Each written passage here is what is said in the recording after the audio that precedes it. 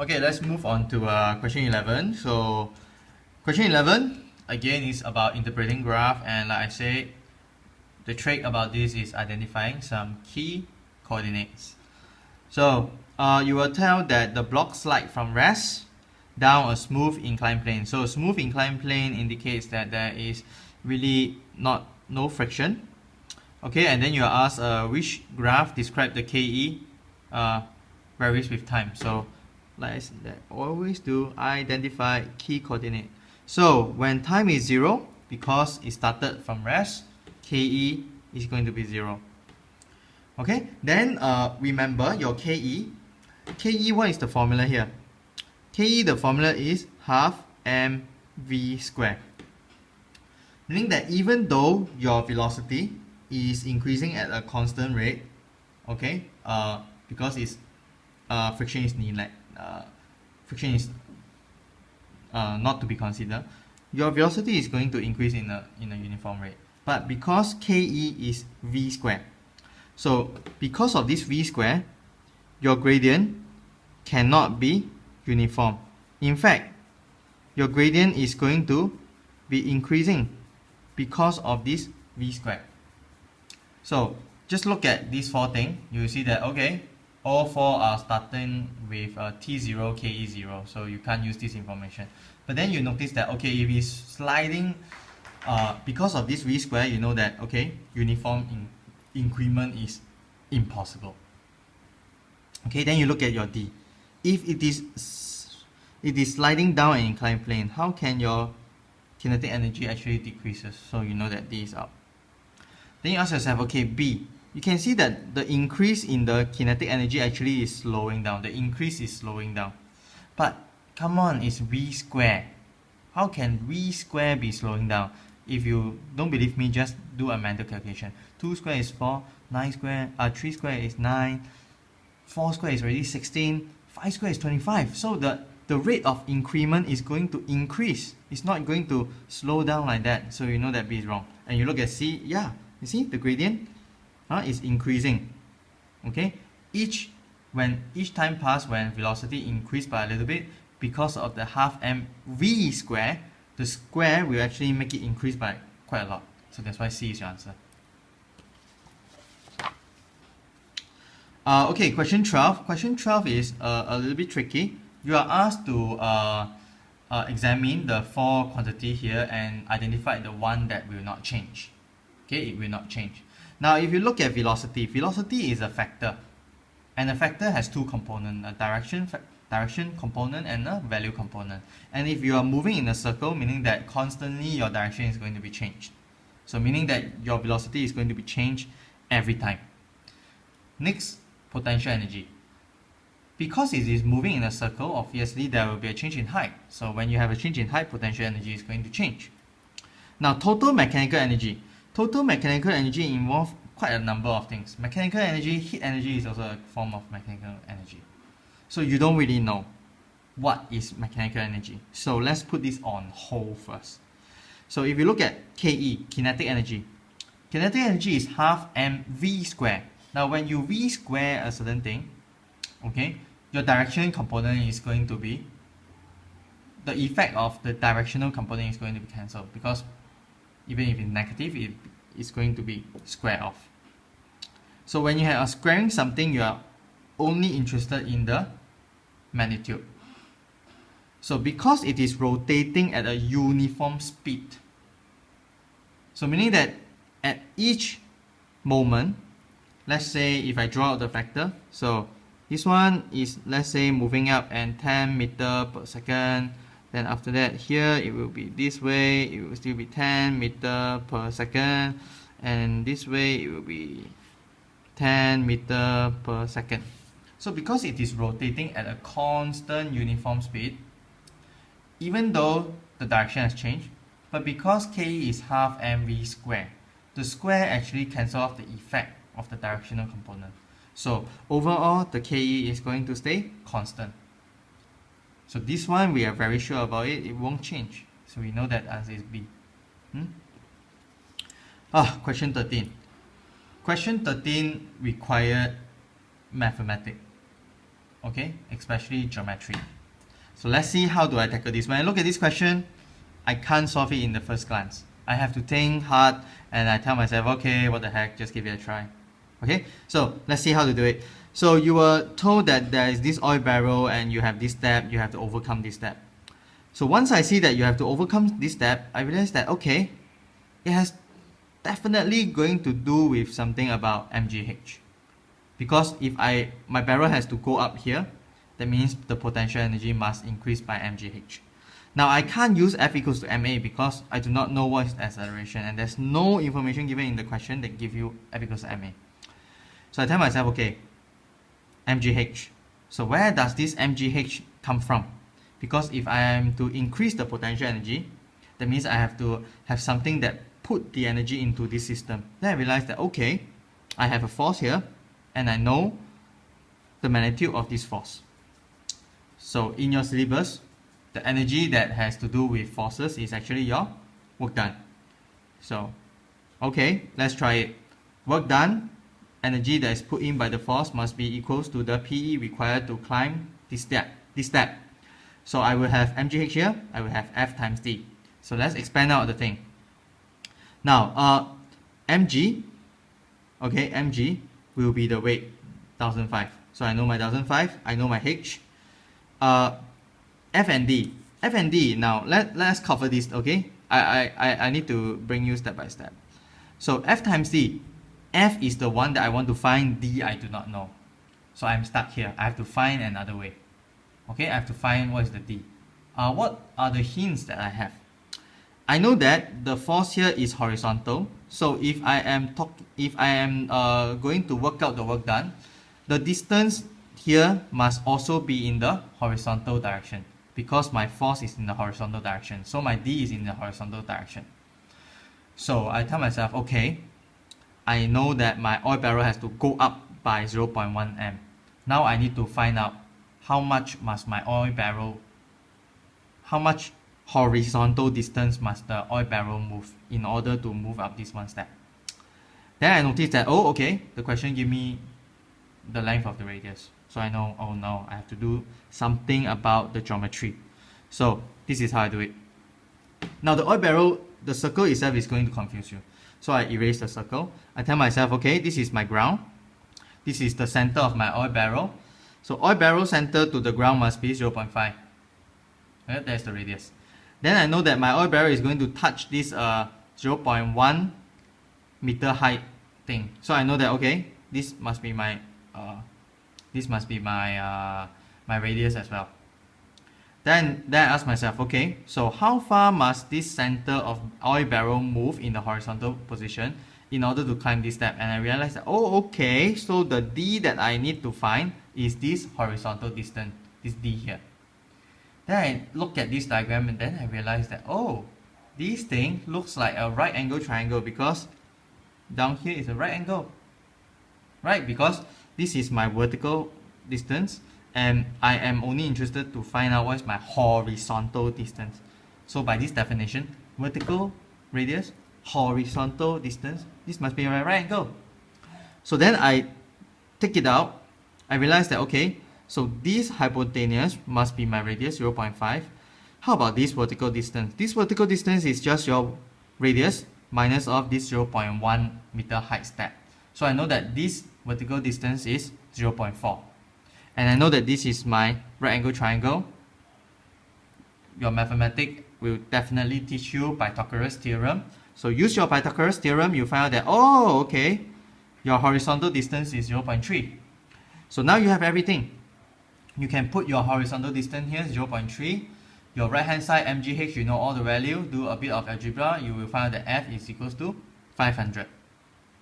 Interesting? Yep, I find it interesting.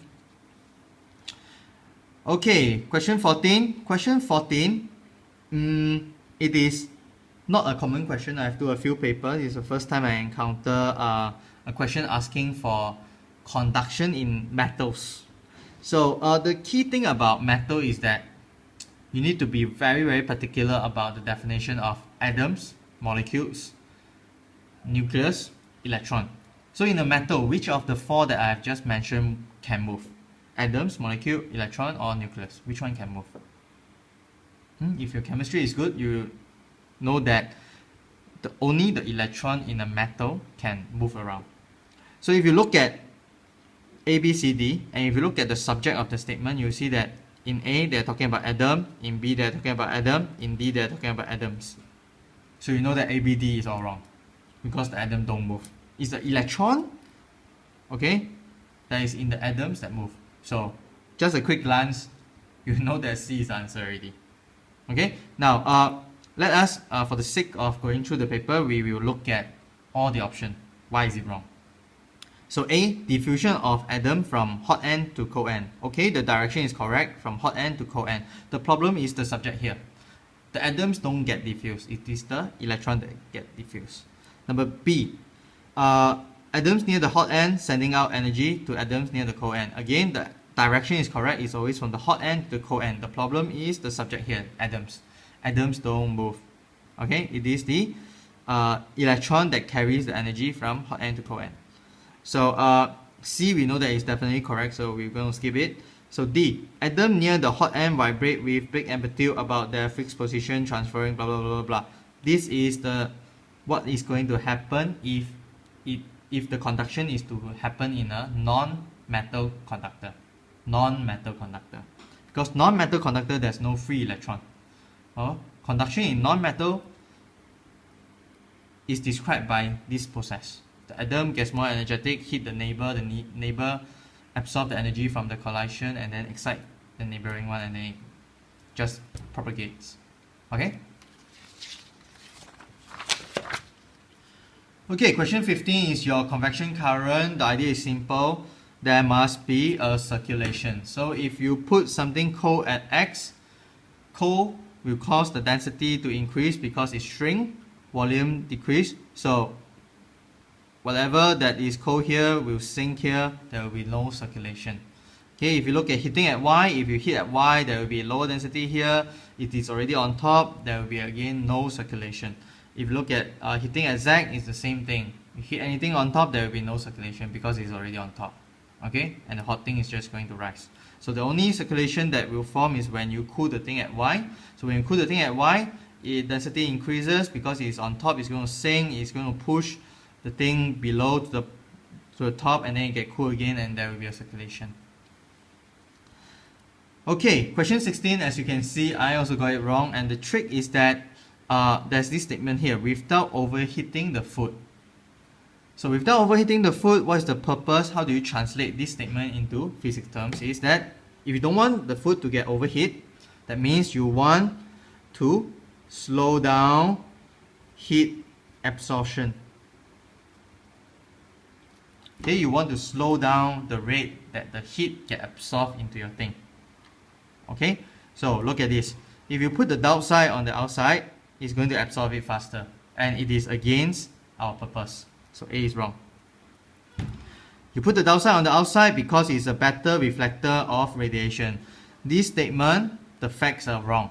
If it's down, it will be a bad reflector. It's not a better reflector, it's a bad reflector. So the facts are wrong.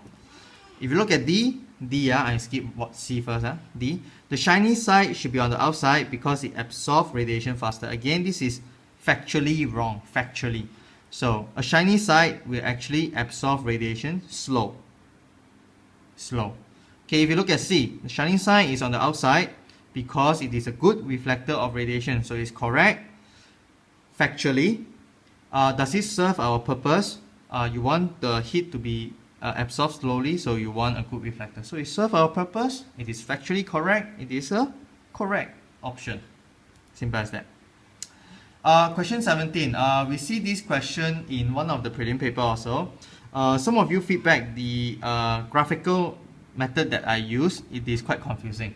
So I come up with another way, is use a sketch of graph. So on the y-axis you have the fake temperature, that means the thermometer reading, which is wrong. And on the x-axis you will have the actual temperature. So very easy. When the actual temperature is 0, you will have 10 degrees on your thermometer, the fake temperature. And if you have an actual temperature of 100, you will get your 90 degrees on your 40 thermometer, and we assume that the liquid inside expand linearly. That's why you get this. So once you have that, the question is, what is the true temperature if now the thermometer gives you a reading of 36? What is this? So this become a very simple and common maths question. You will always see this in most Set 2 maths test paper. So what you did is very simple. First, find the gradient. You already have 2 points, 0, 10 and 190. And then after that, you know this gradient. So just get your unknown into the other gradient. This gradient must be equal to this gradient. So just do a bit of algebra, you get 32.5. Okay, for those of you who are having difficulty understanding the graph or maths is not your strong suit, just come to me. I will break it down for you. Okay. Okay, question 18. Question 18 is not very interesting, but interesting. Okay, which statement is true when body A is said to be at lower temperature than B? So usually what happens is that I always have difficulty when I see long statement like that. So what I do is that I will always change it into temperature A, temperature B. So temperature A is lower temperature, so it's this way, the inequality sign. So then body A, which statement is correct? So let us go through one by one. Okay. So body B has a larger heat capacity than body A. Okay. Now, when we talk about heat capacity, we need to know, is the energy given to both bodies the same? And number 2, is the mass of body B and the mass of body A the same? So in this case, the question didn't tell us anything about the mass of these two bodies. So we cannot conclude this. Not enough information to conclude. So either we ignore it or we put it on hold. Option B. Body B has more internal energy than body A. Now when we are talking about internal energy, we need to take note of the state. Because internal energy consists of two parts. The potential energy and the kinetic energy. Yes, temperature of B is higher than A, so you can say that there is more internal kinetic energy in B. But we do not know about the potential energy of B or A, or of B and A. Okay, potential energy is dictated by the state of the matter. Okay, if body A is in gaseous state, it will definitely have more potential energy than body B, which is in solid state. So again, your option B, we do not have sufficient information to help us conclude it. For those of you who still couldn't follow what I'm saying, I know it's difficult. I'm going to write it down. Let me re-explain what option B is about. So internal energy consists of two parts. Internal potential energy and internal KE. And internal KE, okay, is dependent on the temperature. So of course, if you have high temperature, it means high internal KE. So yes, temperature of B is higher than temperature of A. So you can conclude that the internal kinetic energy of B is higher than internal kinetic energy of A. But the problem is, option B here says internal energy, and internal energy consists of two parts. You cannot just use KE and you conclude that, okay, one is bigger than the other. We have to look at the second one. Now, internal potential energy actually depends on the state of matter. So, we say that the further the bond is, the more the internal potential energy. And gaseous state has the longest distance between molecules. So we can say that, okay, gas will have high internal PE, and if you have solid, then you will have a low internal PE. So even though we know that the temperature of B is higher than A, we cannot conclude anything about internal energy, because what if A is in a gaseous state, but B is in a solid state? So even though B is having a higher temperature, okay, B will have a low internal potential energy than A. So again, your option B, you do not have the sufficient evidence to support it, so you cannot conclude. Okay, C, body B lose heat energy faster than body A. Now when you are talking about energy loss, we are talking about heat transfer. And heat transfer, there are so many factors affecting it. For example, is body B in black color or in silver color? Or is body B a metal? Or is body B a fluid? We do not know. So again, we cannot conclude this because when we are talking about heat transfer, it's not just about temperature. It has to be about color, surface texture, the material itself, the state of matter again. So we do not know. The only thing we know is that when body B touches body A, because the first law of thermodynamics is that heat energy always travels from high temperature to low temperature. So this one we know is going to happen. So that's why D is correct. And the rest, you do not have sufficient evidence to support it. Okay? Okay, question 19 is a long question, but it's actually very, very simple. So they ask you which is aluminum, which of these is aluminum, and they tell you the heat capacity of these four metals, and you can rank it. So you know that water is having the highest, aluminum is second, last is lead, and this one is. Now the trick about answering this question are just exam tricks. You see that aluminum is second, right? So you know that A and D definitely not your answer already. So even though if you do not know how to tackle this question, you now increase your chance of getting the right answer. So how to do this? Now a high heat capacity, if you are just comparing between B and C, that means you are comparing between rank 3 and rank 2. A high heat capacity means that you need more energy to raise 1 degree C. So if you look at these two lines, let's say I supply this much of energy. Okay, I supply energy of, let's say, 100 joules. Material B will give me, let's say, a temperature rise from 0 degree to, let's say, 20 degrees C. And material C is going to give me a temperature rise from 0 degree to, let's say, 40 degrees C.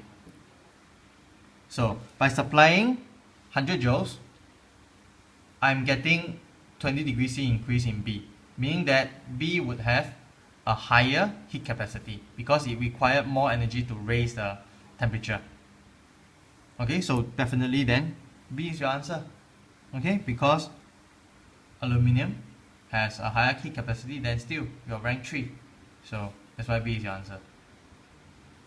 Okay, so for those of you who are a little bit confused about the logic, do come and approach me. I will break it down into smaller pieces for you. Okay, which statement is, when I read this question, I actually has a lot of difficulty paying attention to the not.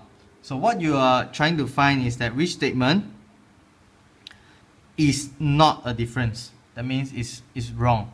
Okay, it's not a difference. So if we look at 1, 2, 3, this time we start from the bottom because I know the answer is on the top. So just for going through the paper, we will examine each of these statements. So boiling involves all the molecules in liquid, but evaporation does not. This is correct. That is because evaporation only involves the surface of the fluid body. Okay, only the surface. So this is correct. Boiling does not change the kinetic energy of the molecules. So yes, boiling does not change. Okay, boiling does not change because during boiling, the temperature is going to stay constant and therefore the kinetic energy of the molecule is going to stay constant. But evaporation does. Okay, this is correct also because evaporation occurs at all temperature. At all temperature. Meaning that when evaporation happens, temperature can change. So the kinetic energy can change. So again, correct, it is one of the difference.